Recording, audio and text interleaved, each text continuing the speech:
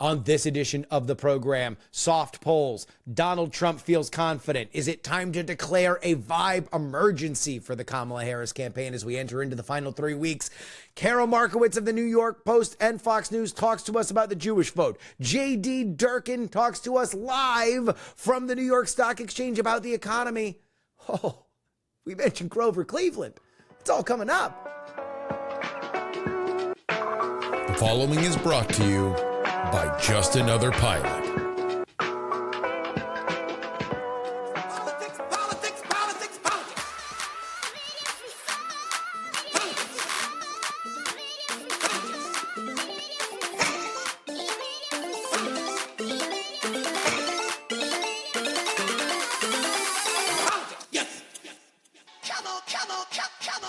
Hello and welcome everybody to the Politics program for October 16th, 2024. Your old pal Justin Robert Young joining you here in Austin, Texas. And we have good news off the top, and that is that you folks, the supporters of this show, have really showed up. While early voting is beginning in our election, we are looking at our returns too. Of course, we have moved from Patreon to Substack. We have the most gracious deal that we've ever offered for 1 year of PX3 bonus content, 150 episodes for less than $100, for $99. And as we speak right now, if you just look at the amount of comps that came in that we offered for everybody that was on Patreon, and you look at where our Substack subscribers are right now, we have eclipsed 50% within the 7-day period of when we launched that. That's very good, in my opinion. That is very good, because that means if we do half of that over the next week, and then half of the second week over the third week, and then half of that we can get back to where we were on Patreon. And at that point, we now have room to grow. And I do believe that a significant portion of you guys that are now getting the bonus content are new. And I very much appreciate you. Our Sunday edition, over an hour long, by the way. Things are getting beefier, and so are the lengths of this podcast, because we got a lot to fit in there. I'm going to get into more of that during the update, but I just wanted to let you guys know, so far, so good. If you have not moved your payment information from Patreon to Substack, please go ahead to this post. You can find the link in the email that you got for it, or head on over to politics.substack.com. Politics.com should be working soon, but if you just search for politics on Substack, you'll find it, and you can hit upgrade. Thank you. Thank you. We got a long way to go, but we had a great first week, and I appreciate that. We discussed in the Sunday edition that there has been a bad trend in the polls that have come out for Kamala Harris since the beginning of October. This is crunch time, right? Prime time, baby. None of the Rustbelts has she seen her Real Clear Politics average increase. They have all decreased. And more worryingly, her vote share is decreasing into the low 48, 47% range. That's bad news. Donald Trump is a hard-capped 48% candidate. Very hard, if not impossible, for him in a swing state to get into the 49%, let alone 50 range.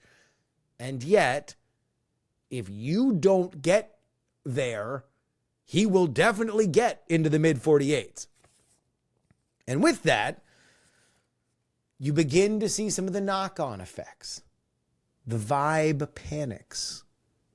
As I speak to you right now, Nate Silver on his Silver Bulletin Substack, we love a Substack, has the race back at 50-50. Polymarket, think what you will about the prediction markets, but the money, crypto though it might be, is beginning to have more of a yawning prediction for Donald Trump. And so you have now seen that Kamala Harris feels like a little bit more scattershot. She spent Monday and Sunday demanding that Donald Trump release his medical records. I don't know really what that gets for her. I wrote about that. Meanwhile, she then released a big plan saying that she has an opportunity agenda for black men, which feels like screaming for a horse that left the barn months ago. In the newsletter, I wrote about what I think Kamala Harris should focus on, and that's abortion. But I will let you read my longer form thoughts there. What I want to contrast that to is how Donald Trump's campaign is operating, which is one of supreme confidence. He did an event in Coachella, California. He just announced that he will play Madison Square Garden in the waning days of this election, October 27th. It'll be a pretty big deal that'll be covered wire to wire. And when you look at the lack of tweets, the lack of truths in the middle of the night saying this election is going to be stolen, you get the sense that one of these campaigns very much believes that they are executing their plan and that their plan is working. We will find out if that is hubris. But you don't see that on the Kamala side. You see a lot of different ideas. And some of the, shout out to everybody who runs Kamala HQ. Kamala HQ is the rapid response team for Kamala Harris. They're the social media tip of the spear whenever Donald Trump does something embarrassing or there is a piece of news that the Kamala team would like to highlight, either negative for the other side or positive for their side. It's Kamala HQ that puts it out onto social media, Twitter primarily. But I gotta say, a lot of the stuff that they put out is indicative of the fact that Kamala Harris doesn't have a central thesis of why she is running beyond the fact that she's not Donald Trump. A lot of the posts that they put up are just idiosyncratic, weird things that Donald Trump did in 2016 when he got elected president. But this time they just put yikes with 3 chattering teeth emojis. It's not pushing forward what Kamala will do. It's why they are taking risks. Risks like Kamala Harris going on Fox News this Wednesday with Bret Baier. Let me just tell you this. This decision is being hailed as bold. And I do agree with that. It is bold. Strategically wise. Oh, everybody that was complaining about her not doing interviews. She's saving the best interviews for when people are paying attention. Maybe. But she is also hoping that she is not having a massive weakness exposed. Kamala Harris has never done an interview on Fox News. In fact, I would be hard-pressed to think of the last time, if ever, she has done an interview with truly hostile media. California and the Bay Area specifically does not have that, or at least any that big-name politicians have to pay attention to. Everybody that they talk to is, by and large, pretty friendly. Kamala Harris hasn't had to venture outside of her bubble in D.C. She certainly didn't do any adversarial media when it came to her 2019 campaign. I believe that the press rollout she had last week, wherein she did Call Her Daddy, The View, Howard Stern, and Stephen Colbert, was bad. She didn't do well at all. She was fed softball after softball, and she missed them. We're going to talk a little bit more about that with Karol Markowicz. So what happens when Bret Baier, who I don't believe will be unfair, is simply unflinching? And I'll give you an example. Even Dana Bash of CNN, during her first interview, when she was asking her questions about why she changed her opinions on things, she gave her outs. Kamala, when you became vice president, did your opinion change on a lot of this stuff? Please discuss. As opposed to saying, voters believe that you're hypocritical for saying that you would ban fracking, and now you say that you love fracking. Why are you calling them liars? Like, there's very, very blunt ways to frame these questions, and then there's more forgiving ways to frame them. And Kamala Harris has exclusively gotten either forgiving in the Dana Bash example or out and out helpful, like what she got on The View and Stephen Colbert. And she didn't do well with those. Her answers have been roundly mocked. This is a risk for Kamala. These don't feel like decisions that are being made by a campaign that thinks they're winning. And you have to wonder what their internal polls say. Because the public polls show a softening support. And then there's just this reality. In 2019, the more voters saw of Kamala Harris, the less they liked her. In both previous presidential elections, Donald Trump's best month of polling was the last of the election. If those things are true in this contest, well, then those trend lines are going in the wrong direction for the Democrats. All right, let's get to our first guest. Karol Markowicz is going to be joining us. A lot of people say, hey, Justin, I like the show, but you never have real conservatives on. You never have real conservatives. How about this one? Karol Markowicz, New York Post, Fox News, got a new podcast out with Mary Catherine Ham. Go ahead and take a listen.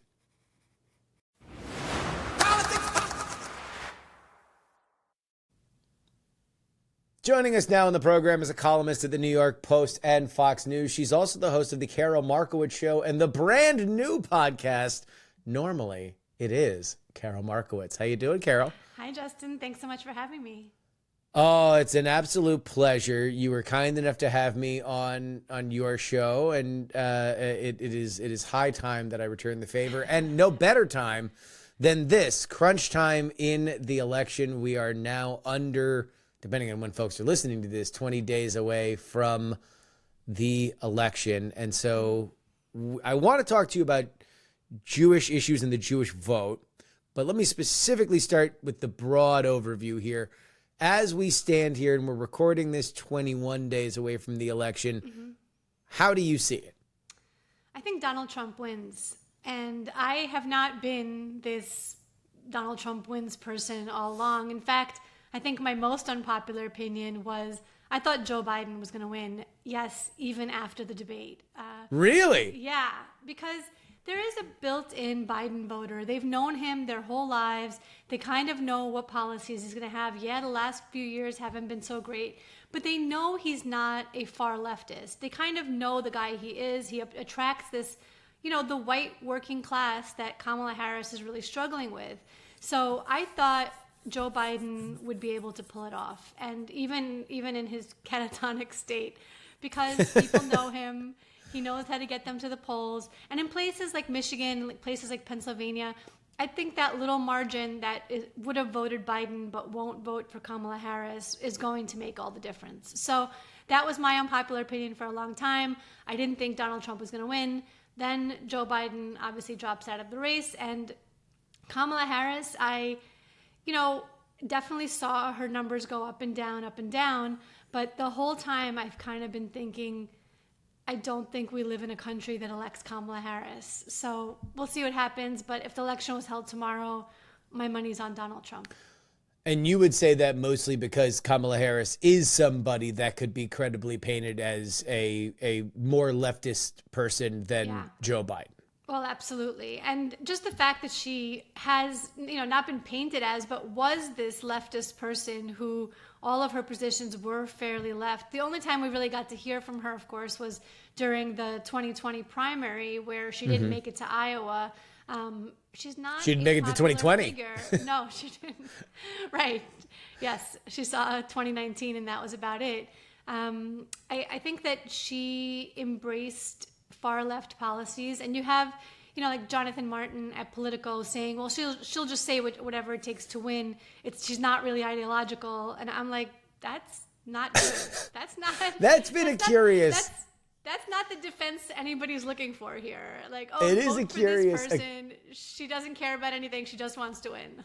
It is a curious thing that has happened where it's kind of any port in a storm with that argument, where it's like, well, she definitely isn't the parade of now hilariously unpopular positions that everybody had to take in that primary, except for Joe Biden, which, by the way, was the only one who won at the end of it, was the only guy who didn't take the bait on every, abolish prisons, far left talking point that you had. I think he did raise his hand for health care for illegal immigrants. He did, but he did it slowly. Yeah. Just to let everybody know that he wasn't happy about it. Yeah, he didn't like it, but he did it. But he did it. Yeah, and now the argument is that she's a weather vane. It's like, no. Trust me, whatever way the wind is blowing, she'll go, which is I guess, a credible way to say that she isn't deep in her soul the person that did the 2019 thing. But then, in her first big interview, she says, my values haven't changed. So, I mean, add that to the list of questions that you have about the Kamala Harris campaign, for which I have many. Well, I would say also my co-host on the Normally podcast, Mary Catherine Ham, made this excellent point that I hadn't thought of before, which is every time Kamala Harris speaks about her opinion on issues, it's the left version of those issues. It's the left opinion. But every time she clarifies or moves moderate, it's always like a whisper network. It's like her aide told somebody who told somebody who told the TV station, and now they reported it as if she said it. There's something to that when she's most comfortable going left. I mean, considering where the political system that she came out of, and it's something that I know well because I was living in the Bay Area for 9 years. It's not, Oakland, where she is from, is a place that considers Bernie Sanders center left. Right. Like it is not exactly a moderate. It is not a moderate place, and it's going to be very curious. She's actually going to go on Fox News Wednesday, the day that this episode releases, and it's going to be the first time that she's ever done an interview like this, because you're not going to get beat up by any kind of media that you have to pay attention to in California. She hasn't really done anything in DC. What do you think about this Fox News interview? It's interesting because they have said, Brett Baer has said that obviously no questions will be provided in advance. No editing will be done to her answers, or light editing will be done if for clarity. She's not going to get away with what she got away with on, say, 60 Minutes, where they completely altered her answer to make her sound better. And I don't know. I think it's good for her to be doing interviews like this, provided she does well on those interviews. Like another example is the Call Her Daddy interview. Yeah. I thought that was a great idea, but mishandled by her. Had she come in there and done a classic Call Her Daddy interview where it's like just two girls gabbing on a couch, cross-legged in hoodies, I think that could have been good for her. Instead, she came in and they got into the details of abortion, and that's just not what that show is. So had she leaned into so she came off as foreign to that audience. It would have been better if she would have talked about being a young woman and being at Howard and blah, blah, blah. All of that, boyfriends and, she didn't have to get raunchy, obviously, but just a little more casual. I think that's the whole thing, that Americans don't feel like they know Kamala Harris. And when that's your biggest negative, when people don't think you're being authentic, you had that opportunity to go in there and be authentic. And so I think what Fox is offering her now is she can go in there and show that she's a moderate. Whether or not she's going to actually do that and come across as believable remains to be seen. Feels like the debate to me, the Biden debate to me, where it's one of those things that when Biden called for the early debate, the general consensus was he's being bold. He's taking this election by the scruff of the neck. Right. He's going to, Donald Trump's been in the news too much because of the trials. Let's ignore why that is the case for a second. And let's just say, let's seize the news right now. We're going to do an early debate. We force them to agree to all of our terms, kind of a masterstroke, and then it totally explodes. I don't know if this is going to explode in the same way that debate did, but it certainly seems risky, especially since she was on a lot of very friendly media, not only the Call Her Daddy podcast, but she then did The View and Stephen Colbert and Howard Stern. Yeah. It is fascinating that Howard Stern, once considered to be the most fearsome interview in the history or in modern media, was the biggest softball of the three, but she didn't do well. She was awkward. She was being fed these big grapefruit softballs, and she really couldn't put the bat to the ball on them. Yeah, especially at The View, where she's asked what differentiates her, what she wouldn't do that the Biden administration does. I mean, that's the easiest answer ever. And I think that I can't believe she whiffed that, because that's all people want to know is what makes you different than our current situation. You're the change candidate. You keep talking about change. Your VP keeps saying we can't handle another 4 years of this. He's now said that twice. He is a knucklehead in his defense. He is a knucklehead, yes. But who does he think is in charge? And so, again, it's the problem and why I think Trump will win, why I think Trump is doing better. He's not taking these crazy chances because he doesn't have to. And he knows who he is. You can have lots of problems with Donald Trump, and I assure you that I have, and I get why people do. But he is who he is. And there's no interview that's going to throw him off of that. There's no other persona that he's going to put on. Voters know what they're getting. There's no interview that would crush his chances right now. I can't even imagine what that would look like. Yeah. My take on the election at this point is that if Kamala Harris wins, then this election was pretty much done the second that either Ron DeSantis or Nikki Haley couldn't find traction in the primaries, that he's just a hard capped candidate that can't do it. Because he's run a good campaign. The decisions that he has made and his team have panned out. You'd have some quibbles about the money being raised, but other than that, it's, he doesn't want for media exposure. He's 100%. He's the most famous man in the world. Right. So everyone knows him, but I don't know. It'll be very interesting. And one of the things, go ahead. I hope that some of that money is going towards ground game, because it doesn't even need to be said, but that's what it comes down to. It's who could turn out their voters, and I hope they're spending a ton of money on it. It's going to come down to turnout, as they say. It is going to come down to turnout. I was listening to. It's so funny. Have you paid attention much to Mark Halperin's outfit over the last several months? I don't think so. So Mark Halperin, who co-wrote Game Change, right, banished to the shadow realm during Me Too, now reemerged because he was the guy that broke the story that Biden was going to drop out. And I remember I was in the C-SPAN box of the RNC when that tweet hit, and I was just looking around at all the other media boxes, and it was just hitting like it was like a Vietnam carpet bombing scene, just people looking, talking.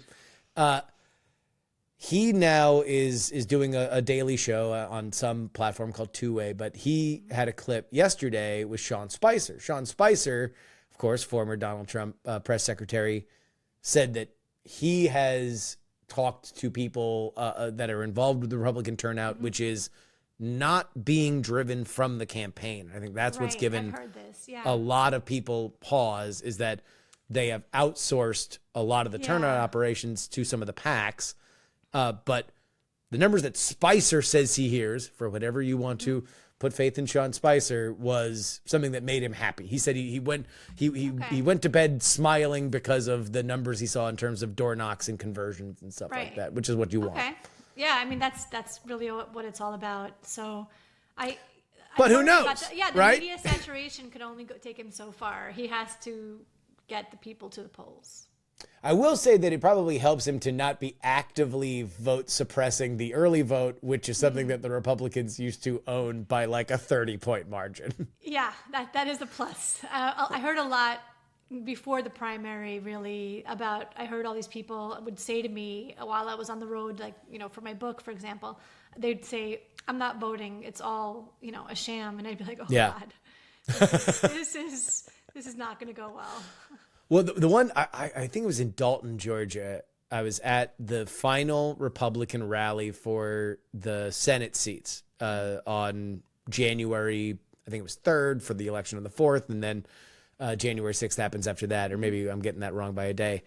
But Trump comes up and it's voter suppression. It's just him saying, your vote doesn't matter. They've rigged this election. This country is absolutely going to hell. This. Yeah. Anyway, Kelly Loeffler and David Perdue, whatever. They're great, I guess. Perdue's got COVID. Loeffler came up, said she wasn't going to certify the election, looking terrified, like she had a sniper on her chest. So it was a weird scene. And I was talking to everybody around there, and they were like, yeah, it turns out democracy's fake. And I'm like, well, this isn't great. You drove all the way out to an empty airfield in the middle of nowhere, Georgia, and you're saying that democracy isn't real. Not great, no. Not fantastic, no. One of the things that is going to factor into this election, especially in places like New York City, where you moved from to relocate to Florida, that hallowed journey that many, including my family, once made, is the Jewish vote. Donald Trump's going to do a big rally in Madison Square Garden on October 27th. That was announced yesterday. But not only in some of the margins in the cities, which will almost assuredly go blue, but also in some of the suburbs that are really going to decide this election, you do have an overrepresentation of Jewish Americans. You wrote a big piece on the anniversary of October 7th about your journey of watching not only your political tribe of conservatives go through this election, but also your religious tribe of Judaism as it has been fractured throughout this last year. Yeah. For folks who are not on the inside of this, please explain. Well, I would say that the Jewish vote has been trending Republican for the last decade. So it's not going to be an overnight thing. I don't think that Donald Trump is going to get a majority of the Jewish vote, although I would hope that he would, because I feel like he's the better candidate for Jews, and I don't think anyone who doesn't vote for him needs to have their head examined, as he continues to say. I don't necessarily disagree with that, but I feel like maybe he shouldn't say it. I could say it. He perhaps should not. He should have a Jew next to him that can say it. Exactly. So I don't know that it's going to, let's say, make the difference in somewhere like New York. Although I will say that during the midterms, there was a lot of numbers suggesting that the Jewish vote moving Republican made the difference in the House. The Republicans won seats on Long Island that they wouldn't have won without that Jewish vote. So do I think it's going to carry New York? Just ask famous Jew George Santos. Right. Yeah, not our finest moment, but yes. Turns out it wasn't your finest moment because he wasn't Jewish. Right. We don't claim him. But yeah, so I don't know that it's necessarily going to sweep somewhere like New York. But if I could read you something, this is John Podhoretz writing in Commentary magazine, breaking down the numbers in Pennsylvania, which I think is the state, right? I think you win Pennsylvania, you win the whole thing. So he says that would Kamala can't win. Yeah. She can't win if you win Pennsylvania. That is a yeah, that's right. So he writes that would mean 240,000 Jews voted in Pennsylvania in 2020. If 70% of them chose Biden, he received about 170,000 Jewish votes. If that were to drop to 50% in 2024, Biden would receive 120,000 Jewish votes. This is when Biden was still in. A decline of 50,000 from the previous election. Pennsylvania went for Biden by 80,000 votes in 2020 after going to Trump by 45,000 in 2016. These numbers, if the Jewish vote moves a little bit in Pennsylvania, could really sway the election. And I've looked into the Jewish vote breakdown in lots of places. Pennsylvania in 2020 didn't have a breakdown. I couldn't find anything that showed what the Jews did. It just sort of assumed based on national numbers. But Jews went 30% for Trump in 2020. So right there, he's not getting under that. My number, I think, is 38%. I think he gets to that'd be a big jump.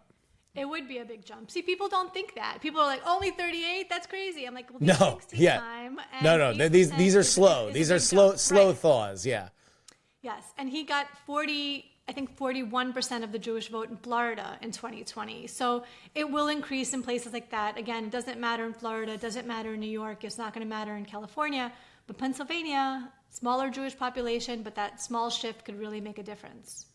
And also, it seems like it is a state that if you only look at their most popular representatives on the Democratic side, like Josh Shapiro and John Fetterman, John Fetterman is charting his own course, to say it mildly, in terms of the rest of his party when it comes to support of Israel in this Middle East conflict that we are seeing right now. He has very much risked his own progressive bona fides over it, considering where the rest of that coalition is. Yeah. Well, let me tell you, none of us saw that coming. That is a complete surprise. Yeah. Very pleasant surprise, but a surprise nevertheless. I don't think that there are people, and they hate each other, that know that state better statewide in terms of the electorate than John Fetterman and Josh Shapiro. And Fetterman has been tremendously honest. He was, like you, saying like, hey, look, if we get rid of Biden, we've lost the election because Kamala Harris can't win Pennsylvania. Joe Biden, people in Pennsylvania know Joe Biden. They have known Joe Biden forever. Exactly. We'd do a lot better to pretend that to Weekend at Bernie's this dude to the end of the election. That's it. I thought my words, not him. Yeah. Then go another way. And I wonder, for him, if he's taken such a strident position on Israel, if he has done all these things, I think he probably understands, hey, look, as a Democrat or a Republican, I'm going to have to win Bucks County. I'm going to have to win outside of in some of the suburban areas of Pittsburgh. That's where the Jews are. I gotta make sure I'm good with them. I'll also say there was a study out on Monday, a poll that had overwhelming support by Americans for Israel, like overwhelming.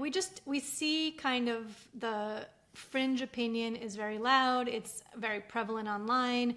It's prevalent in the streets. But I mean, to say, I think it was like 70+% support Israel. It's not a small number. It's not a no big deal. But I forget about Israel for a second. No matter what you think about that, Jews are being assaulted around the country in blue cities. And so I had a October 7th piece at Fox News about how red areas are just safer for Jews. And of course, the argument that I always get is, well, it's because the Jews live in the blue areas. That's why they're targeted there and not in red areas. I looked at places like Mississippi and New Hampshire, which both have under 1% Jewish population. And New Hampshire has way more incidents of anti-Semitism than Mississippi does. So it's a real tell that bad things are happening to Jews in blue areas, and I hope that Jews pick up that message. It's been troubling to watch for myself as a Gentile but I grew up in very, very Jewish areas. I grew up in Broward County, which is where most of the Jews that didn't vote Republican live in Florida. You're now just north of it in Palm Beach. But I've been adjacent to Jewish communities enough that I am aware of the persistent fear of the rise of sudden anti-Semitism and what it can do. There is a hard-coded amongst my friends sense of dread that like things can go wrong because they have gone wrong. Yes. And the street violence, and this was before October 7th, was something that was troubling. And certainly since then, there has obviously been a deep, deep divide, and whatever anybody believes about the conflict now, the the fact that there are a lot of new people plugging into it, I'm going to be very charitable here. You could be less charitable if you want, but there's a lot of new people that are plugging into this argument, and they are reading about these issues for the first time. Oh yeah. And I don't TikTokers. and I don't feel like people realize that there is a virulent strain of anti-Semitism to some of these arguments. I don't say that anybody's necessarily making them explicitly, but in the same way that if I were to get, as a hobby, totally out of nowhere, get into finding out exactly how many people died during World War II. Yep. I would have to find myself at some point realizing that some of the message boards that I'm going to have a virulent strain of anti-Semitism because they are invested in counting how many people died during World War II for far different reasons than my entirely scholarly pursuits. Yes. And you see this happening, I forgot the guy's actual name, but that Martyr Made guy who went on Tucker. It's like, if you're re-arguing the bad guys, who was the bad guy in World War II, like, I know where you're heading with this. It is not you're not being as cagey about it as you think. We all see what's happening. So, yeah, I think you're absolutely right. Yeah.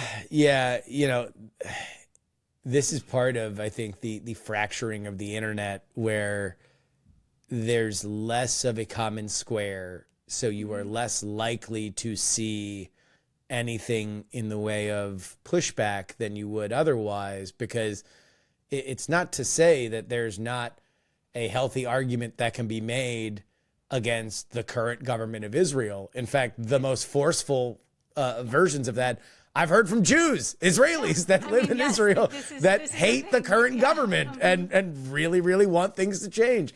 I think that there's very credible commentary to come from the Palestinian community that I've been interested in for many, many years. Again, there are complex issues where I think it gets crazy, much like you've pointed out with let's use the straw man of the TikTok people that previously were reading Osama bin Laden's letter and saying like, damn, this dude's spitting. I don't even think that letter is real. It has never been confirmed that he wrote. Oh, that it was actually bin Laden? Yeah, they just got some guy. I wouldn't. I wouldn't doubt it. Who knows? I wouldn't doubt it, but it's never been confirmed. Lots of questions about it. The language. I mean, he gets into climate change. Bin Laden, like, really?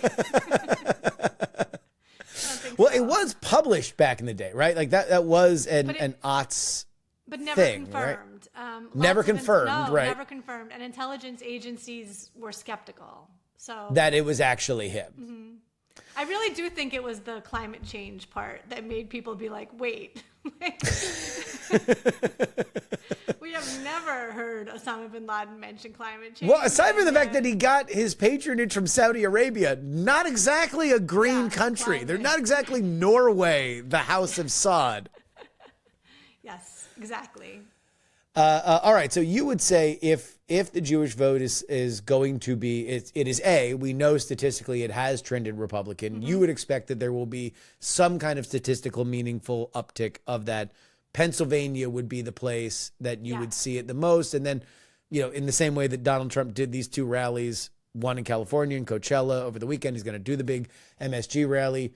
That's probably the biggest thing that he has done for the Republican Party in the House of Representatives ever. In his political career. He has not exactly been tied to party apparatus, but those are going to be where the House is really decided. And you would say that the Jewish vote, obviously, in California and New York would be something that would matter. Yeah, absolutely. So again, it's not going to matter statewide. He's not going to win those states. But if he moves the needle on House races, I think it really could be a big deal. And again, when he's doing a rally in Madison Square Garden, Pennsylvania is going to get news about that. It's the tri-state area, New York, New Jersey, Pennsylvania. So it definitely stands to reason that this move at MSG is aimed at Pennsylvania as well. Yeah, my take on that, because obviously, look, it's going to look a lot different if he loses. Then the commentary is going to be, what were you doing in California? You should have been. You should have been in Milwaukee. Yeah. But if he wins, I think the argument is going to be, number one, it's the sign that he is running a confident campaign, and it's a sign that his 50th event in the, Moose Knuckle, Michigan is not going to get the same amount of press attention as him selling out Madison Square Garden. That is, that's Kennedy 1960. That is its own singular thing that will be the capstone of his electoral career. Yeah. Which makes sense. Yeah, he's brilliant at getting media attention. I mean, nobody does it like he does it. And I think that's, on evidence with this MSG move. Plus, it's a giant fundraiser. He's raising a ton of money at these events. Yeah. Yeah. I mean, not quite as much as apparently taking a selfie with George Soros's kid does. Well, listen. Yeah, if you want. Isn't it kind of crazy that he's engaged to Huma Abedin? I was gonna say that. I mean, like, this is. I've said this. I'm like, was there just like a portal to Alex Jones's imagination that opened up like Toontown and Who Framed Roger Rabbit, and this is just like what's pouring out of it? Like, This is insane. Some conspiracy theories end up being true. You know what I mean?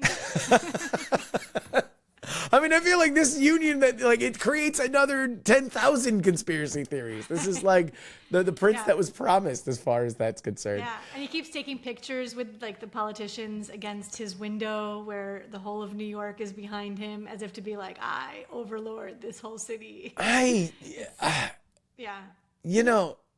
Not exactly. Discretion, not the better part of valor for young Soros. He is very much, he wants everybody to know. Yeah. Which, isn't it, doesn't it say something? Wiener, but in a different way. Uh-oh. She likes the guys that are out there, She does. Oh, out there, for sure. Real Carlos Dangers.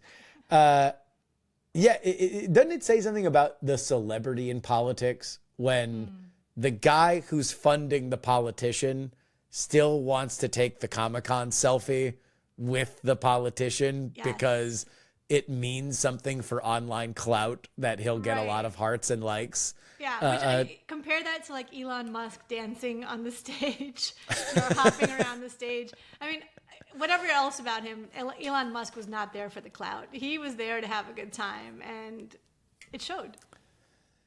Yeah, I mean, the Elon stuff. I mean, he's,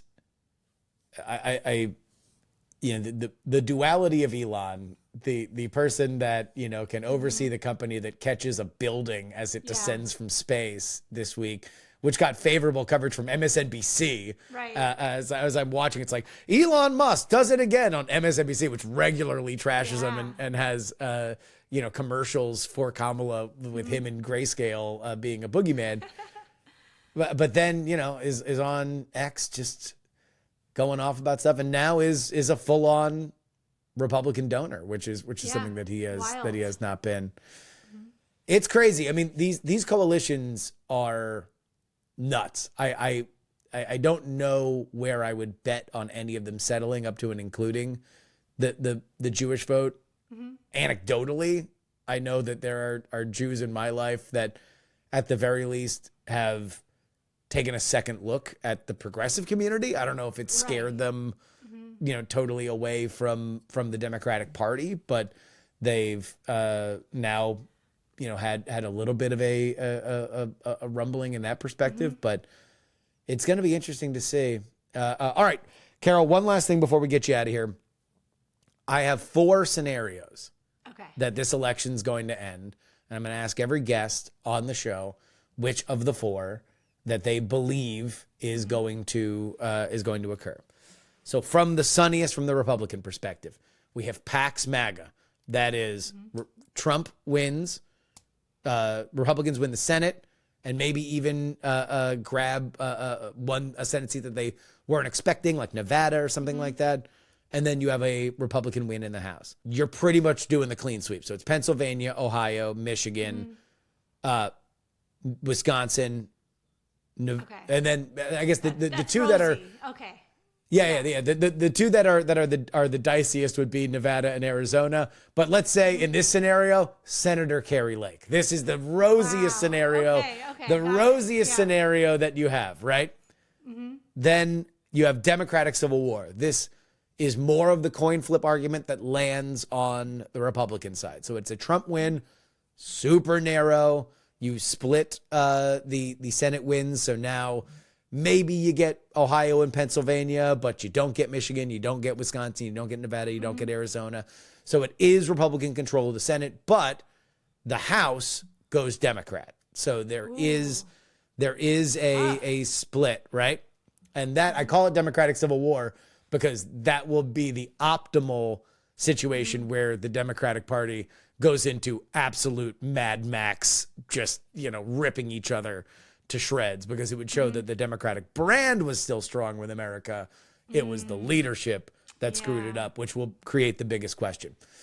On the other side, you have the unbound by what has been. That is a narrow Kamala win, a Democratic House, but because of the map, the Republicans take the Senate, and so it's just because of Montana and West Virginia. That's all they need. That's all they get. And then the blue skies for the blue team on the other end of it is Rose sends her regards. That's not only a Kamala win, but she does it with pretty comfortable margins. You have a Democratic House and Senator Colin Allred, Senator whoever's running against Rick Scott, whose name I can't remember. I don't even know, and I live in Florida. There we go. Against all odds in a very unfavorable map. All they give up is West Virginia. John Tester returns to the Senate, and the Democrats come back united, defeating Donald Trump and banishing him to the ash heap of history. Of those four, which do you think is most likely? So it's tough because I was, all in on your second one, but I don't know. All those Senate seats, I think. Well, no. The second one would mix and match. Right. I guess it would have to be the second one. It would have to be the second Democratic Civil War. Yeah, and not because that's what I want to happen, although I totally want that to happen. You could come on, you can be happy about it. No, I would be happy about that, but I'm just saying I'm not picking that one because I'm usually pretty pessimistic. So a typical me answer would be 3 or 4, just because I always think things will go wrong. But I think the second one makes a lot of sense to me here. The thing is, I think that absolutely nobody except Harry Sisson, the Democratic cheerleader boy, would think 4 is possible, right? I mean, extremely unlikely. 3, it's possible. She could eke out a win. They could pick up a seat or 2. Look, midterms didn't go the way Republicans and the polling thought it was going to go. The 3 is definitely possible. But 2 and 1 are both possible. So I feel like it's an easy call that it would have to be something on the Republican side, and I'll go with 2. I would agree with you. I think that while one, Senator Kari Lake is not likely, in my opinion, I would say that it is more likely than Rick Scott losing in Florida, and that would be the other side of it. Yeah, I cannot imagine. I mean, sometimes I feel like I'm too close to it, but Florida is so Republican. It's wild. Even blue Palm Beach County, even blue Miami-Dade, bluish, are just everyone I meet who has moved here in the last 5 years during what I call, the COVID era, are all Republican. They all moved here for this thing that's happening down here, not for the weather, not for the taxes, but for the ideology. And it's such a shift. Well, I will tell you that, I grew up in Broward, which is the lone holdout, the lone blue holdout that even in the big DeSantis wave that turned Palm Beach red, that turned Miami Beach red, Broward's we haven't seen enough. I have my little group chat of people that I've known since high school. We all grew up in the same neighborhood there, and it's been fascinating to watch the political fault lines grow. And there's more people in that chat that are out and out raw MAGA now. They grew up probably more conservative, but still not something in the same vein. But we'll see. Yeah, I agree. Florida any money spent in Florida, unless it is on the weed initiative or the abortion initiative, is wasted, in my opinion. Right. Yeah. All right. Karol Markowicz. Read her so much. in the New York Post. Read her in Fox News, and your own Substack. You've got a Substack, which is where you published your piece on October 7th as well. And then, what is the new podcast name? The new podcast is called Normally. It's both of my podcasts are on iHeart. The Karol Markowicz Show is my non-political interview podcast. Normally is my political podcast, co-hosted with Mary Catherine Ham. And she's fantastic. She is great. I'm excited. I didn't know that there was a podcast with the two of you. Now I'm going to have to subscribe to it. Tuesdays and Thursdays, yeah. Oh, phenomenal. All right. Karol, thank you so much for joining us. Thank you, Justin.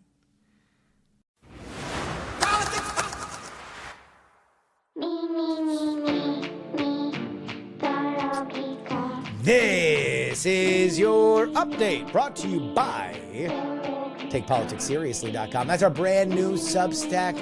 And until Halloween, we got the deal of the year for you. Lock in 1 calendar year of politics bonus content for the cheapest price we have ever offered it in an annual lump sum. 150 episodes of PX3 for under $100. $99, by far the most popular way that people have interacted with our brand new Substack. And ooh-wee!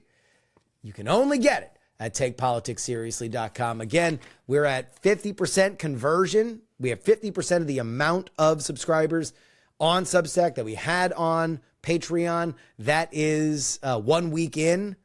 Let's see how much of a dent we can put in week 2, how close we can get to it by Election Day.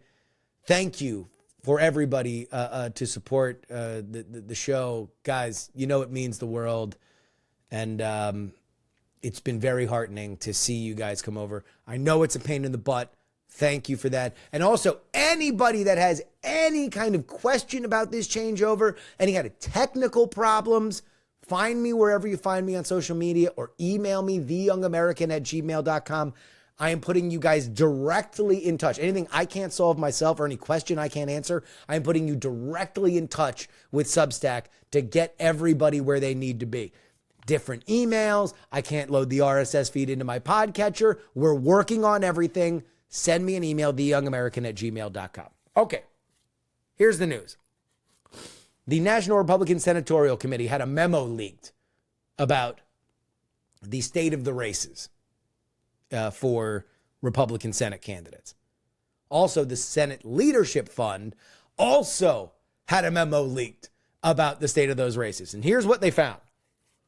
The NRSC found that Bernie Moreno in Ohio is leading Senate Democratic incumbent Sherrod Brown by 2 points. That is different than the Senate Leadership Fund's polling, which had Brown up 6. It's an 8-point gulf.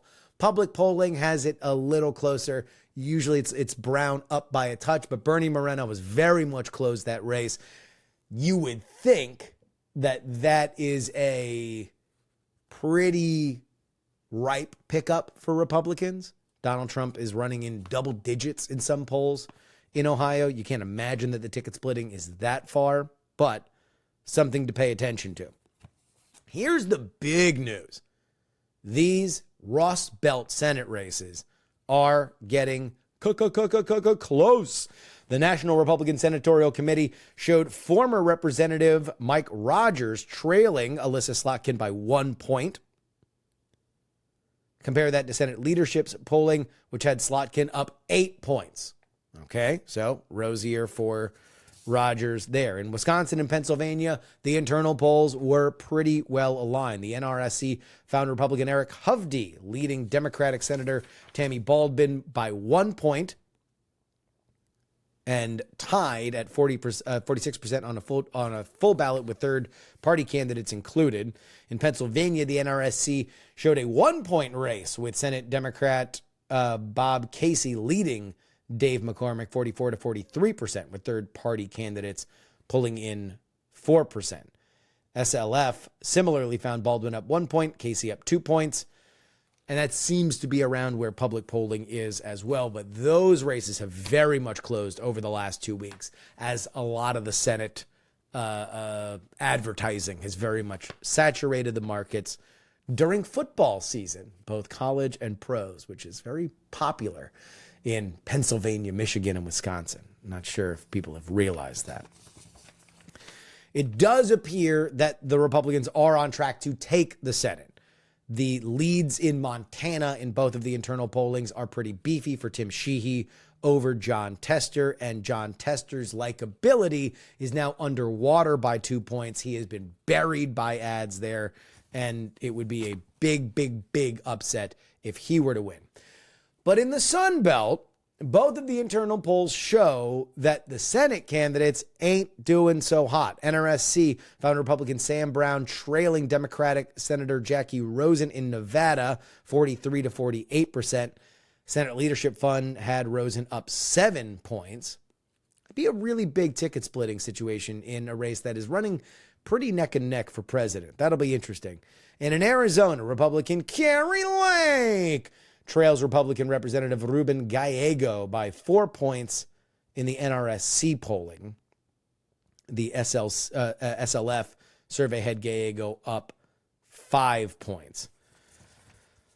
Then, of course, we have solidly blue Maryland, which the NRSC didn't even include their numbers, which makes you think that it is not something that they would like to have out there, even to the people that are paying for it.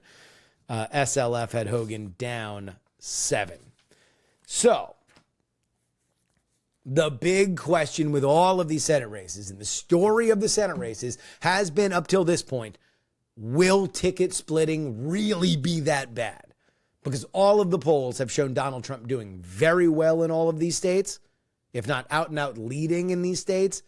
And yet, you have seen big, sometimes double-digit deficits for the Republican Senate candidates. Now, some of that is because you got a lot of novices running. Tim Sheehy, never been in public office before. Bernie Moreno, never been in public office before.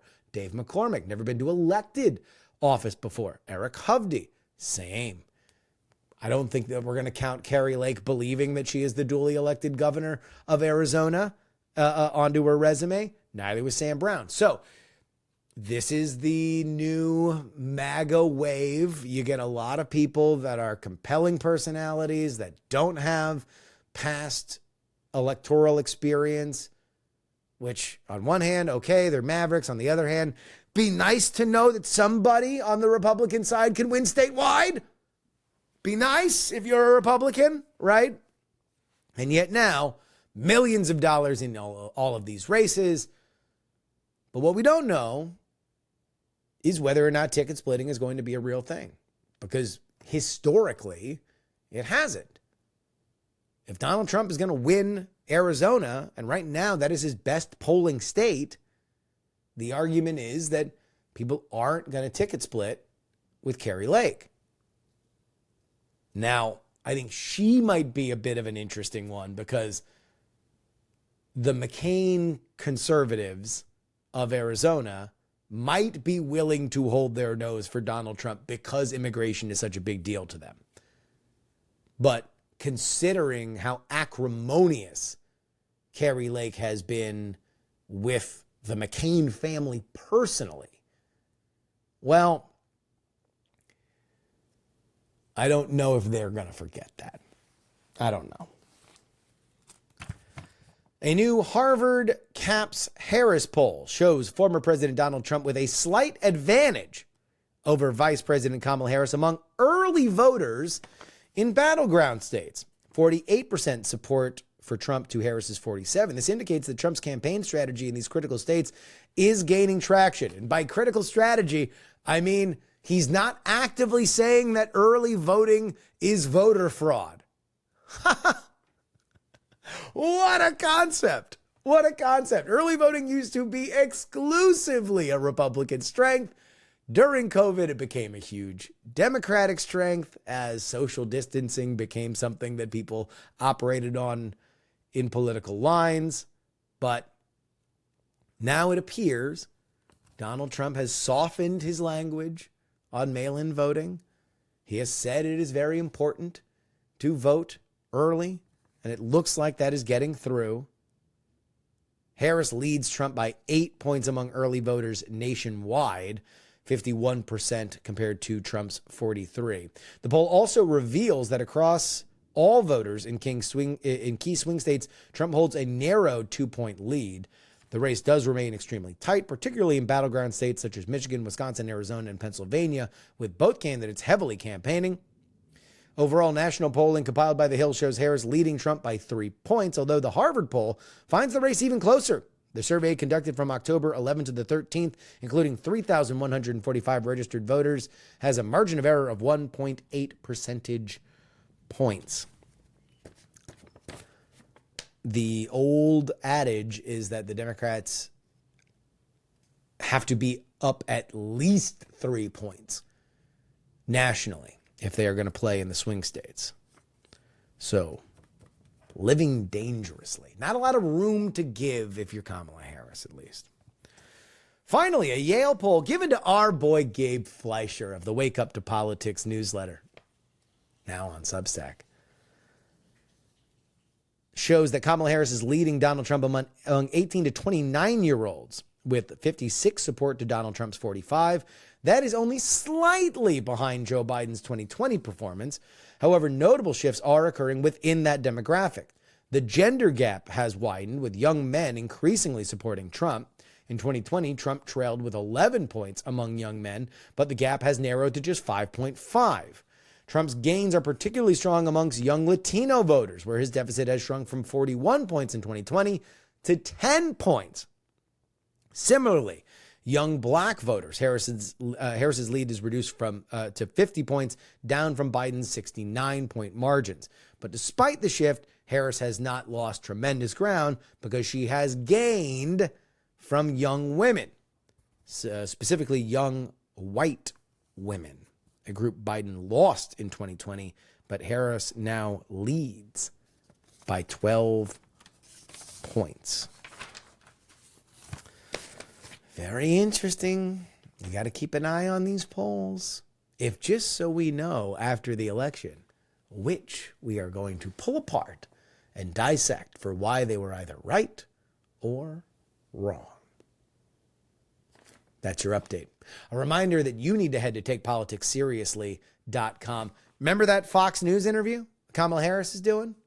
Well, the breakdown of it will come out exclusively for the bonus folks, the Substackers, the people that head on over to takepoliticsseriously.com and sign up for the bonus content, because that's just when that happens. Our Thursday episode is the next episode, and that's what you get. News happens fast this time of year. Guys, now's the time to do it. If you were on Patreon, get on the Substack train. If you're getting this for free, now's the time to support.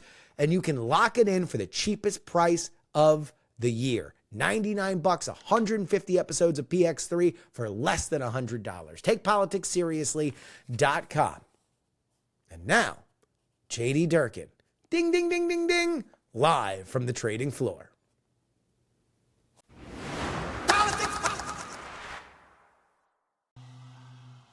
Joining us from the floor of the New York Stock Exchange, it is the immaculate return of our old friend, J.D. Durkin. How you doing, buddy?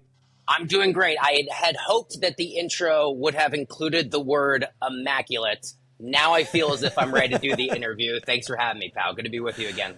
Thank you taking time out of your day. You're doing all sorts of stuff. You got a brand new show that we will plug here at the end of the interview. You were kind enough to have me on. In fact, just give us a little taste. What are you working on that people should be paying attention to? Every Thursday night at 8 o'clock, live from Brooklyn, New York. The show is called Common Threads. Justin, you know as well as anyone, we've had this incredible breakdown of our political discourse. And just my years of being a reporter in the space told me I think there's a lot more that we have in common than that divides us. The loudest voices on any particular political issue are not usually the right ones. And so we're trying to go, much like you, to where people are. So we're live on Twitch. We're live on Rumble. We're live on X, the artist formerly known as Twitter. And we tend to feature one conservative, one liberal, trying to find common ground and a bit of good faith in our political debate. And we're about a month in, and you were a terrific guest, and so far it's been great. It was a phenomenal time doing it. Everybody go check it out. But we want to talk about the economy. Number one issue, survey after survey nationally. Number one issue, survey after survey in the battleground states, except for Arizona where it's immigration. But still, the economy is fascinating to me because the majority of Americans don't have good feelings about it. And yet, a very, very staunch cohort of Americans believe it's great. Explain the divide here. Why do we have different views on something that usually people have a general consensus on? If I were to go to 10 random Americans across different demographics, different states, and I were to ask them, what is the economy? What does that word mean to you? What is the economy? I'd probably get 10 different answers. I think for a lot of people, they'd say, the economy is my personal economic situation. It's what I'm paying for groceries. It's what I'm paying at the gas pump. It's what I'm paying for rent. Other Americans may say, well, it's some of these national metrics. It's things like unemployment. It's labor force participation. Maybe it's part of the stock market, which has to do with the economy. All these answers aren't wrong. It's just a matter of which of those answers kind of more personally identifies for you.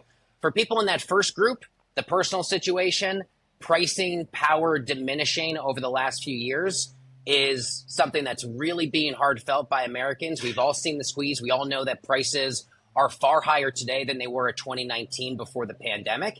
And so if you're looking at your own personal economic situation and you're saying, I had less take-home pay now than I used to, gas is more expensive, rent is more expensive, food is far more expensive, then you're more inclined to personally have a sour view at the economy. And honestly, Justin, I think all of that can be true.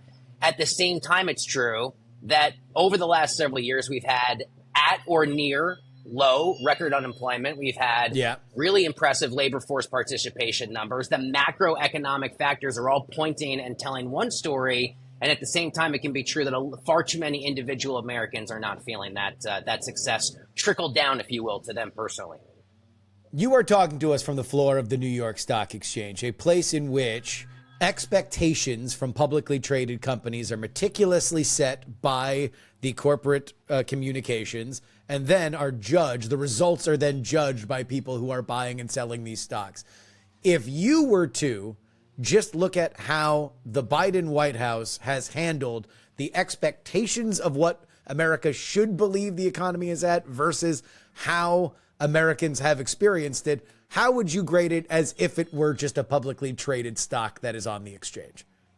As if the federal government were a publicly traded company? Yeah, the federal government were, That's a really good question. I mean, what's interesting to me is that Biden, for a long time, was very hesitant to point to the stock market's success and say our White House had anything to do with this. Keeping in mind, that's, of course, largely what Donald Trump did when he was president. He'd say, oh, your beautiful 401ks. Yeah. We love it. Look at the market. It's off and rolling. I'm so good for your 401ks, even for the average person that doesn't follow the stock market.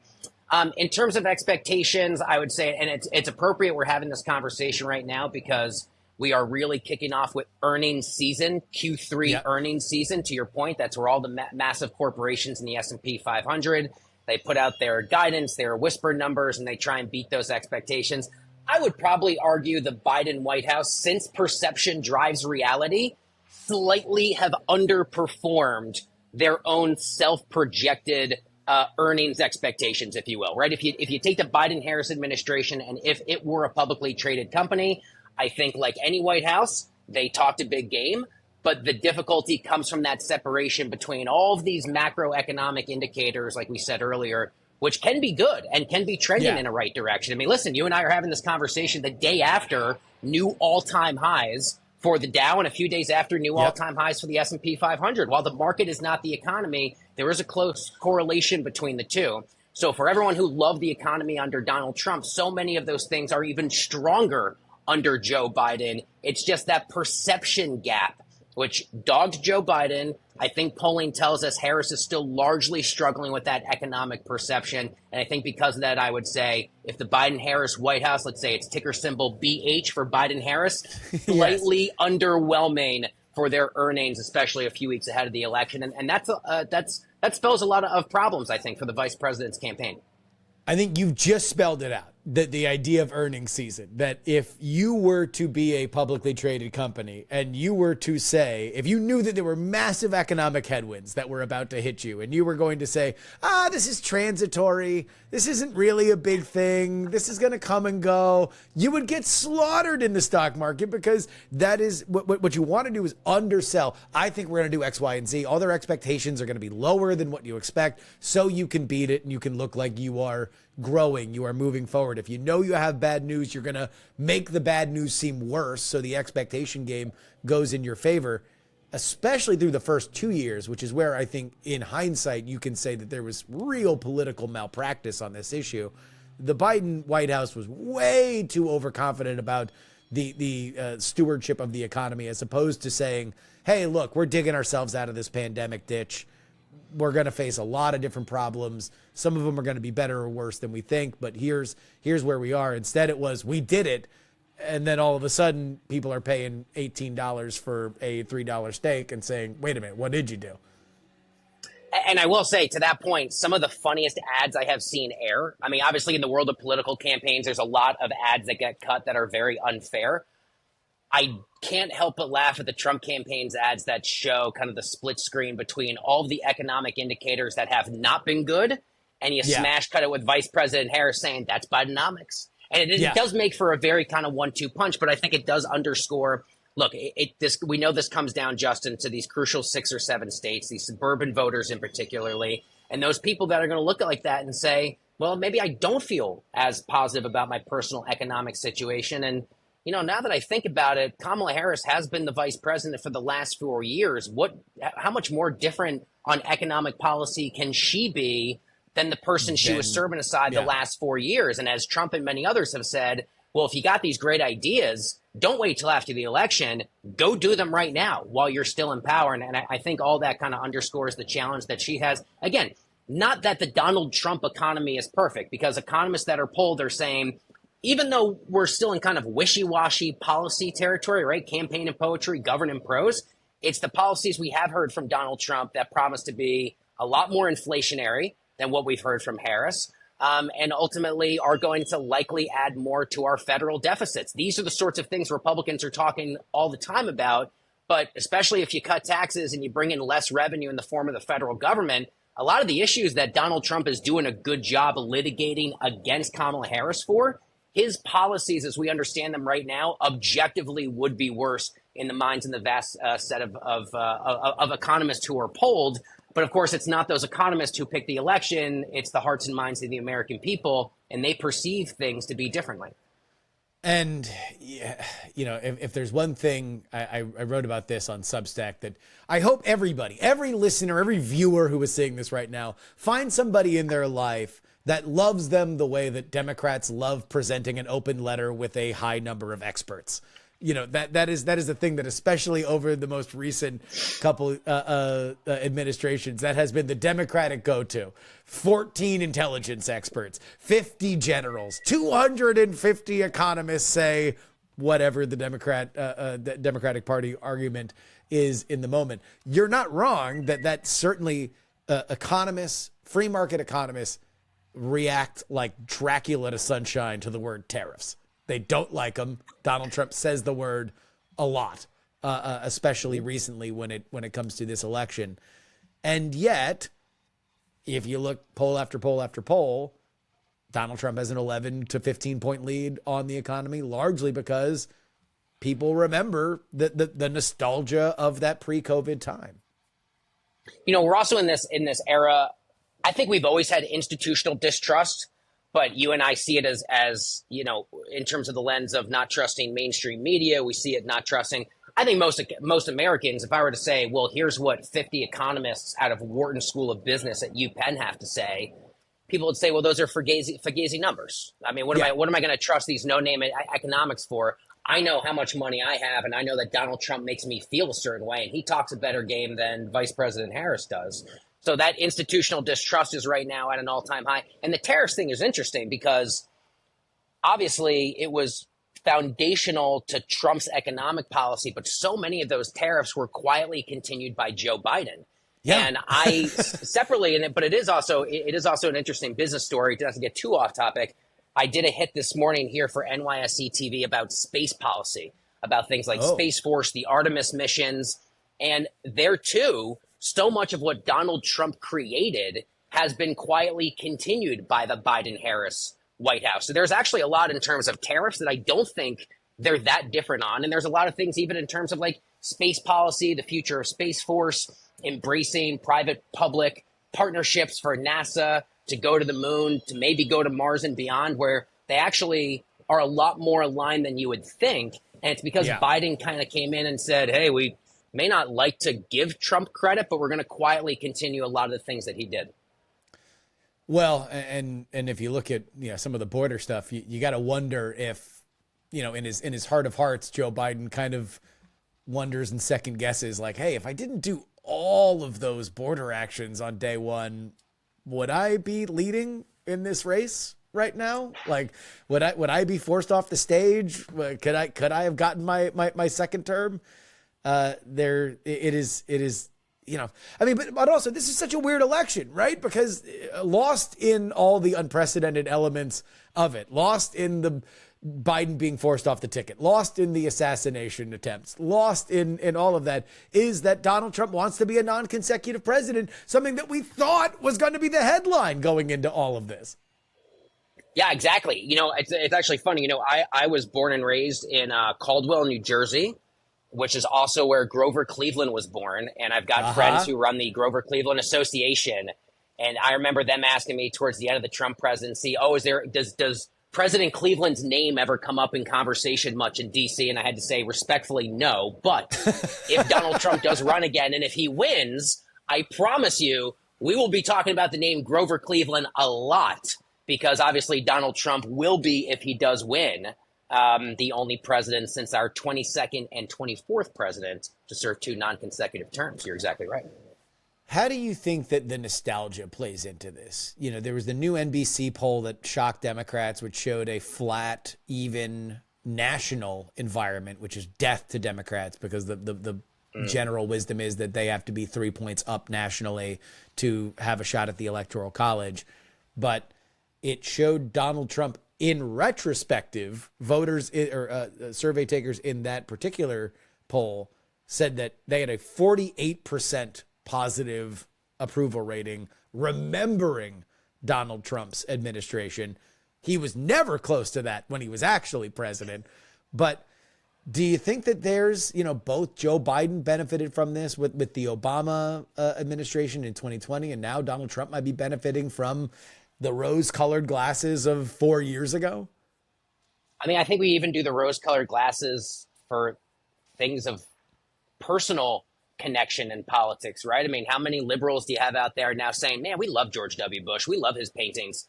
Isn't it so great when George W. Bush sits down with Michelle Obama and they're all friends at this event? Like, that is such revisionist history. But yes, I think to your point, there is something to be said after a few years, maybe not quite out of the spotlight, because Trump has not been out of the spotlight, but, maybe looking at the current set of economic situations and saying, well, my perception is I had it better under Donald Trump. The big thing I kind of remind myself a lot, and I don't think we talk enough about, we compare the Biden economy with the Trump economy. We compare the Trump economy with the Obama economy. To me, the big difference is that Donald Trump got handed basically on a silver plate the most sterling set of economic circumstances any president could want, whereas Obama got handled the depths of the great financial crisis, and Joe Biden got handled this anomalous pandemic and the economic challenge of trying to climb out of that. So it's not even really an apples to apples comparison.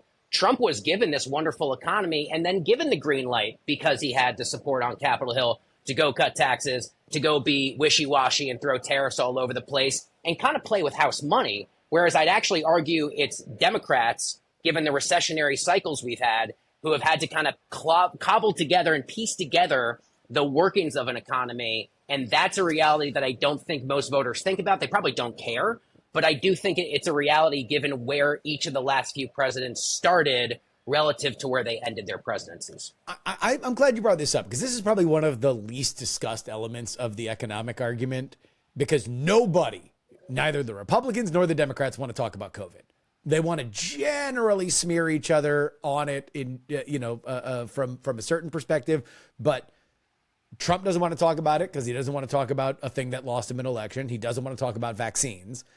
And the Democrats don't want to talk about it because the actual positions that they had in the moment are now very unpopular. And you can make the argument that Donald Trump pushing to reopen the economy is probably at least a significant portion of the difference between where we are and where Europe is. When we look at the difference between these economies, part of it is that we did have big, significant sectors of our economy that were pushing to open up earlier, which put us on an earlier trajectory to recover. And yet, nobody really wants to talk about it, even though I do think that there's probably a good conversation to say, Joe Biden imagines that he assumed the presidency when the lowest form of the COVID depression was happening, which is not the case. It was like 6 months later. And Donald Trump says the economy was humming. The reality is somewhere in the middle, but the how much you as a voter internalize, like, well, wait a minute, was the economy really recovering? Which I think that there's enough of a sign to say that it was, but was it on the trajectory to go all the way back? That really should inform how we judge Joe Biden. And a lot of economics, these are what we call lagging indicators. They take a long time to work their way through the tract of the U.S. economy. So an example is that we all sit there and we say, well, we know where the historic high mark was in recent years for inflation. It was the summer of 2022. Inflation was more than 9%. That's when, as you and I talked about recently, Jury, the Democrats passed the Inflation Reduction Act, which really was a messaging bill that was a generational EV clean energy bill that Democrats probably should have called it what it was, because I think then people would actually realize what was in that bill. And I actually do think it was a great bill, but they called it the Inflation Reduction Act because right, exactly, wouldn't have passed. They called it the Inflation Reduction Act at that time. So I think Americans would say, well, who was president in 2022? Clearly, that's Joe Biden. This is all Joe Biden's fault. Even though most economists say, is government spending inflationary? Sure. But we closed down the entire globe's supply chain overnight. We have never done that before in our entire lives. We had no idea what the impact would be. So when you shut down the supply chains, not just for our economy, but every other major and developing economy around the world as well, it's going to take some time for those inflationary pressures to seep through. Even if we shut it down in early 2020, it obviously took about 2 years for those inflation peaks to rise, and now inflation has fallen significantly from where that was. So that does not help Joe Biden's case that he took over a struggling economy and tried to right the ship, because so many of those indicators continued to go up, even though I would argue he probably had very little to do with inflation getting as high as it did. Yeah, and this is where I will defer to stronger economic minds than I am. I think the thing that he probably can be dinged the most for, again, to go back to expectation setting, is if you are telling everybody that inflation is going to be transitory, don't worry about that, this is Putin's price hike, this is about the Ukraine war, then it doesn't project to me that you have a good sense of, hey, these are lagging indicators. This is about the supply chain shutting down. We should be spending a lot of our time, effort, and money into mitigating that, as opposed to saying, no, this is about something else entirely. This is about gas shortages in Europe. That did not project confidence at the very least, if not demonstrated that they did not have much of a handle on exactly what this was going to wreak on the American economy. Yeah, and that's definitely one of the long-running criticisms of the central bank. I mean, I know the average American doesn't pay attention to Jerome Powell and the Federal Open Markets Committee, but they were the ones really dictating that early transitory rhetoric. And that's why still so many people on Wall Street say, well, this was Powell's problem because he was so slow to move. Now, to Powell's credit, since they started raising interest rates, which was a couple years ago in 2022, the Fed has been incredibly consistent to say, we'll lower rates when inflation gets down at least close to 2%, or we have a deterioration in labor market conditions. And we finally gotten there. And that's why we got the first rate cut a couple weeks ago. And we're probably in for a rate cutting cycle, which is inherently going to benefit, I would argue, whoever the next president is, because it could be a bit of rocket fuel on stocks. We're going to lower borrowing costs across the economy. That's good for corporations. That's good for individuals with credit card balances. And that ironically could be something that Donald Trump comes in again and benefits from if he's president after the first two interest rate cuts that we've had in many years. You know, isn't it crazy that I almost wonder if you could go back in time, and depending on what happens in this election, and you could say to Democrats, hey, if you just your mulligan, if you could let Trump win in 2020, he goes in as a lame duck. He has to eat this entire inflationary cycle. He's got to deal with a lot of the stuff that has hit the Biden administration. Right now, we would probably see his approval ratings in the 20s if you just look at how polarized we are and all the stuff that he would have had to deal with. He would have been shot out onto the street. You probably would have had a very good chance to roll somebody very strong in for an 8-year cycle. Would that be better than where you are right now? You know. In a different world, maybe, because I do think that, look, Trump would have had to deal with this. Trump, I mean, you could make the argument that the third American Rescue Package, which was the Biden one, and the Inflation Reduction Act exacerbated some of this. Jerome Powell saying that this was transitory in a way that it obviously wasn't, was very puzzling. But, you know, it's... You have to wonder. I guess we will only know in November whether or not Democrats would take that deal. Jerry, are you a Marvel fan? Remind me. Of course, yeah. So you may have seen a series, I believe it was called What If, that Marvel ran on Disney Plus, right? And you sort of go through the history of Marvel canon. We say, okay, but what if it actually wasn't Captain America that got the superhero serum, and it was this other person, right? And it kind of walks you through. That's the game of politics. It's very dangerous, but I do love to play it. I think guys like you and me love to play this game of like, okay, totally. What if we were to go back to 2016? What if Secretary Clinton went to Wisconsin, right? What does that 8 years look like, right? What if you gave Donald Trump 2020 and now he's a lame duck and then he's sitting there struggling and now you got a way stronger candidate? There shoulda, woulda, couldas, but they are kind of fun. And it just kind of reminds me of that show. We should do that as a show. It's almost like political fanfic. Yes. No, I love it. We will don our robes like the Watcher, and we will continue to present the what ifs to the political world. JD, before I let you go, I want to ask you this, because I'm asking all of my guests this as we lead into the election. I got 4 ways that the election will end. All right? Okay. We have the most rosy Pax MAGA. Okay. That is going to be Donald Trump winning the presidency, the Republicans winning the Senate, and let's get nuts with this one. It is a big red wave. Senator Kerry Lake is being sworn in January, right? Or Ruben Gallego. Okay, great. And then, of course, you have a Republican House. That's Pax MAGA. That is the rosiest for the red. Yeah. Then you've got the Trump side of the coin flip. That is a very narrow win in the Rustbelt states. You do have Republicans taking the Senate because they have a favorable map. And you can mix and match 2 or 3 out of the Rust Belt. So maybe Eric Hovde wins in Wisconsin. Maybe Mike Rogers wins in Michigan. But it's not a clean sweep by any imagination. And it's a Democratic House. So now you have the Democratic brand is strong, which is a scenario I call Democratic Civil War, because it will be the most violence that you will see in the aftermath in the Democratic Party, because they will know the brand is strong. It was the leadership that was wrong. Sure. We then have our third scenario. This is the moderate one for the Democrats, unbound by what has been. Kamala wins the presidency very narrowly. The Democrats win the House, but because of the map, Republicans take the Senate just because of Montana and West Virginia. And then, of course, we have blue skies for blue team. It is Rose sends her regards. That is a absolute blue wave. Kamala wins. We have a blue house, and they do the impossible and stymie the most favorable Republican Senate map in a while. Not only do they keep all of their contested seats, but Senator Colin Allred, Senator woman whose name I can't remember. I think she's a woman in Florida running against Rick Scott. Like, this is Powell. Yeah. There we go. See, you're good at it. Better than me. Gotcha. Now, of those 4, not what you believe, what do you think is most likely? Most likely of these. So I've been thinking about something similar. I don't see either of the sweeps. So I don't see categories 1 and 4 right now. Yeah. So I'm going with this messy, moderate middle that's going to leave a lot of people unhappy, right?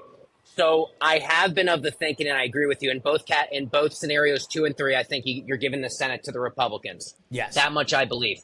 I'm going to go with scenario 2 because, and I don't have a reason to think, but if Harris wins the popular, for some reason I have a feeling Harris is going to eke out the popular vote. Okay. We don't care about the popular vote at the national That's not level. how we care decide. About the popular vote. Right. Yeah. So if Harris wins the popular vote but loses the electoral college, that probably speaks to the outcome that Democrats have won the House, but not the Senate. Yes. This is a historically difficult Senate map. So I right now, I used to think, Justin, a few weeks ago, I said if you ran the election 10 times, I think Harris wins 6, Trump wins 4. I now think it's been reversed. I think Trump wins 6 out of 10. So I'm going to go Trump, GOP Senate, Democratic House, which, if I'm not mistaken, is a very rare 3-for-3 swap of the reality we have today. Oh, wow. Is that right? Yes. That would be both chambers swapping, and that would be Donald Trump becoming president for a second term. That inherently is an electoral check on Donald Trump. And I think out of those 4, that's probably most where I'm leaning to right now. How about you? Do you have one of those 4 that you're? That I will be revealing my my nice. scenario pick in the final week of the election, but I do want to gather my learned colleagues that come on that are much smarter than me. I want to get their opinion on it. You mentioned that you believe that Kamala was a 6 out of 10 favorite a couple weeks ago. Now you think that Trump is the 6 out of 10 favorite. What's changed? I think I looked at that kind of honeymoon period bounce. I think I saw the enthusiasm in fundraising. I think I saw a lot of key endorsements that were coming from Harris. I've been really disappointed with Harris's interviews. I'm really excited to see if this Joe Rogan thing actually happens or not. I think, turning down time, turning down some of these things, it's obvious you don't want to dig into the substance on that. I sort of sense this sort of pushback. I think Trump has this momentum now kind of again. I think we're sort of in this pendulum swing. We don't know about October surprises, right? We're having this conversation mid-October. Anything can and likely will happen here at some point to change that whole thing. But I think maybe as excited as we all were to have a true 100-day campaign, I almost wonder if that was too long for Harris. Because to me, it just feels like the perception has shifted. If this were like a 30-day campaign for Harris, I think she'd be much more in the clear. But, listen, I mean, I think these other you also got the fundraising component about this. You got the Elon Musk component about this and the cryptocurrency money that's floating around a lot of these super PACs. And I think that's something, dark money influence in these campaigns are going to continue to hammer swing state voters, commercial break after commercial break after commercial break. I can't even imagine watching the Jets game last night if you live in a place like Pennsylvania or Wisconsin, because every 2-minute ad breaks are just nauseating political campaigns over the head. At least I don't get those in Queens, but I know millions of Americans are. My stepdad lives in Pittsburgh. He says it is just if you, especially you're watching a Steelers game, it is just football. Like the same 4 ads there, because it's not like it's you get different ads. It's the same 4 ads over and over and over again, right back to football. Maybe there's an in-house plug for some other television show on that network, but other than that, it is Bob Casey, Dave McCormick, Kamala Harris, and Donald Trump playing for that key state, the Keystone State. So the other, if you don't mind me saying, if we have a minute, the thing about Bob Casey too, what's interesting is I think this is the first election we've had in a while where there is a Senate race in Michigan, there's one in Wisconsin, and there's one in Pennsylvania. We usually don't get all 3. And I can see a scenario where Trump wins, and yet we're still talking about a Senator Alyssa Slotkin. We're still talking about a Senator Bob Casey, although I actually think McCormick's a stronger candidate than polling gives him credit for, the Republican in Pennsylvania. I might be on an island with that take, but I actually watch him campaign. I think McCormick's going to kind of do better than I think people give him credit for. But I could see that. I think you got a lot of split ticket voters. And I think that could be one of the big storylines when the dust settles a week or 2 after the election and all the lawsuits and all the recounts and all the angry Trump supporters that show up at places like the Pennsylvania State House in Harrisburg. I think we're going to say that, maybe there's a bit of a split, and voters may want to do that intentionally to check Trump's worst impulses for a second term in office, because they do remember the chaos that we had the first time. I think that's a political nerd take. I think that that's me and you that think that historically the numbers say split ticket stuff just doesn't happen. And right now we're seeing a lot of it. Yeah. It just doesn't. If you win, and now there is an incumbency advantage, right? And so Bob Casey is going to have a certain incumbency advantage of probably 3 or 4 points. But in general, I think that if this is close right now, and what you are seeing is that McCormick and Casey are running really, really close. The one that shocks me is Ohio, that Sherrod Brown is running. There was a Senate leadership memo that leaked that showed that Sherrod Brown was like 4 points behind, 4 or 5 points behind. Sherrod Brown is ahead of Bernie Moreno by like 4 or 5 points, which that I don't think is going to happen. Like if Donald Trump's going to win. Was Ohio, that pardon, I didn't mean to interrupt. And so do you think you see Brown losing Ohio? I do. Yeah. I mean, I can't imagine that Donald Trump's going to win Ohio by the margins that he wins it, and Bernie Moreno's not going to win. I would say that, I don't know. I mean, it really just depends on what we believe in these polls. These polls are extraordinarily tight, and the fascinating conversation that's happening in the stat head community is, all right, have the polls actually gotten things right? You're hearing a lot of discourse about recalled response. So are you up on this? That this is like the new way? No, recalled response. Uh-oh. So the big 2016, pollsters didn't wait for education in an appropriate way, so they way undercounted Donald Trump's vote share, especially when it came to the Rust Belt. 2020, Democrats were just way more likely to answer the phone and talk about who they wanted to vote for president than Republicans were, so they way underestimated Donald Trump's vote share. Now they hope that because of COVID, that's what they're blaming the response bias on. And now they have weighted appropriately for education. So theoretically, these are more accurate polls. But part of the way that they say that they've done it is by going to these survey takers, as I understand it. Please email me if I'm getting this wrong, stat people. But they are weighting more appropriately on whether or not you say you voted for Donald Trump in the past, because that way they are able to more accurately gather those kinds of voters, which are harder to get. Now, on one hand, maybe that's totally great. On the other hand, it sure seems like a way to undervalue people who are leaving the Democratic coalition. And you've seen that a lot with black voters, a lot with Latino voters, and a lot with Arab and Muslim voters, especially in places like Michigan, and overvalue never Trumpers who say that they are leaving. So I don't know. Maybe we're going to deal with yet another polling crisis like we've had in the last 3 elections that Donald Trump has been a part of it. Or maybe they're absolutely right. We have no idea.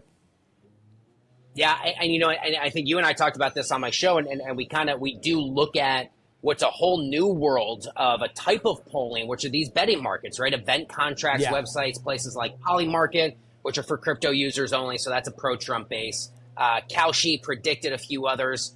We are giving legitimacy to these platforms, and I think they're worth a discussion, but it's also worth noting these mega bets, these mega wagers. It's not a way for you to wager your money in political support, right? Because as a football fan, I may want the New York Giants to win, but I'm not going to bet on the New York Giants to beat the Eagles on Sunday, because I'm pretty sure the Eagles are going to come into MetLife and absolutely smoke the Giants. So if I'm trying to make money as a sports bettor, I'm not going to bet on the Giants if I think they're going to lose. I'm probably going to bet on Jalen Hurts and the Eagles. So you could look at that through the betting markets and say, okay, well, this is like 75% support for Trump.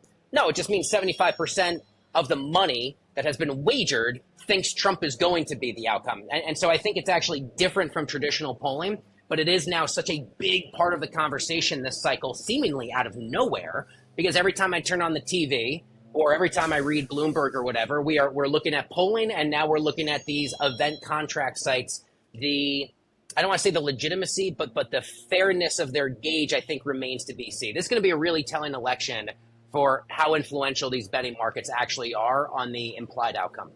I think that they are great focus groups for superfans. I don't know exactly how predictive they are, but who knows?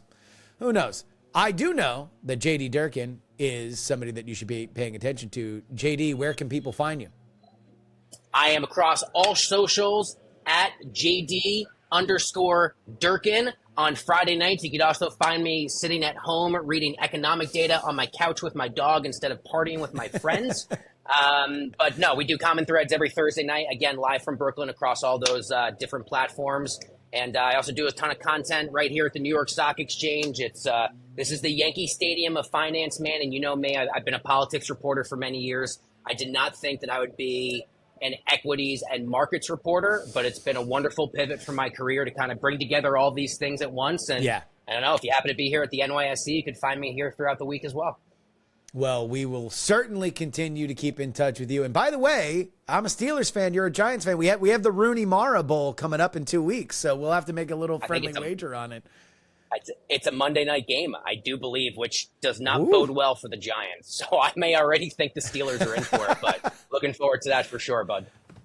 JD, thank you so much for joining us. Thanks, man.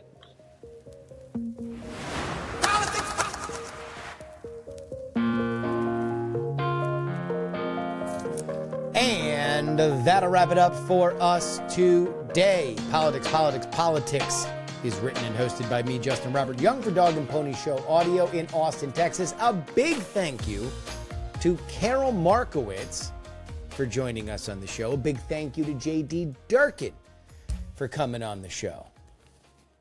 Karol's such a sweetheart, man. We talked a little bit about my newborn.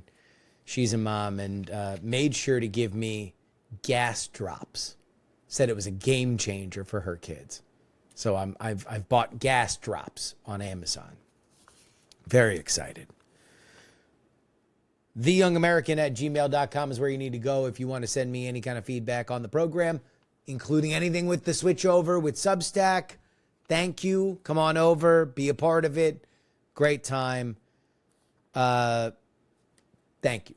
Thank you for all that. But yeah, send me anything you want. TheYoungAmerican@gmail.com. I use a lot of the email that you guys send to me in the newsletter stuff that I'm sending out now. I always like to end it with some kind of email because I'm lucky enough to get feedback, which, there's a lot of people that got opinions these days and nobody gives a rat's ass. Thankfully, you guys do, and I appreciate that. If you want to find us on social media, TikTok, Instagram, and Twitter/X is Justin R. Young. On YouTube, we are Politics. Thank you to our YouTube faithful. And of course, you can find us at Take Politics Seriously on Substack. That's now the home for our everything. You can find our everything on there. And of course, anywhere where you find us on podcatchers. Hit me with a one-time donation, paypal.me/payjury. Venmo is Justin-Young-20. Cash App is PX3 Cash, and you can send a check in the mail. P.O. Box 153184, Austin, Texas, 78715. Again, anything you'd like, sent in the mail. Post Office Box 153184, Austin, Texas, 78715. You can always get our bonus content at TakePoliticsSeriously.com. Our paid tier is now being offered at the cheapest price it is ever going to be offered. It was our $3 tier, still is our $3 tier. Charge you $12 a month now, flat, out the door. $3 a week, 4 weeks a month, boom.